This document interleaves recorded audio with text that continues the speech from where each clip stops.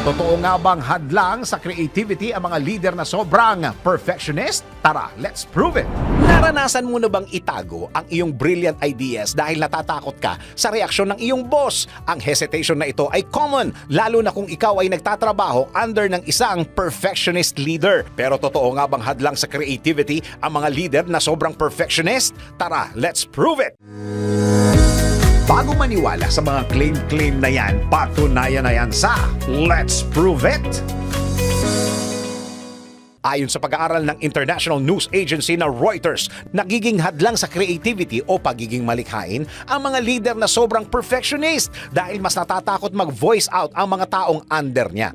Dagdag pa sa theconversation.com na ang isang empleyado na patuloy na nakakaramdam ng pressure mula sa perfectionist leader ay biglang humihinto sa pag-iisip ng mga bagay na nakakatulong sa kumpanya. Sa halip na nag-iisip sila ng bold at creative ideas, mas pipiliin na lamang nilang maging safe at sundin na lamang ang kanilang boss. In short, the more na nagiging perfectionist ang kanilang boss, the less na naipapakita ng mga employees ang kanilang creativity. Kaya naman pa ng mga eksperto, kung ikaw ay isang leader, matuto kang makinig sa iyong mga empleyado dahil ang idea nila ay maaaring makatulong sa ikabubuti ng kumpanya.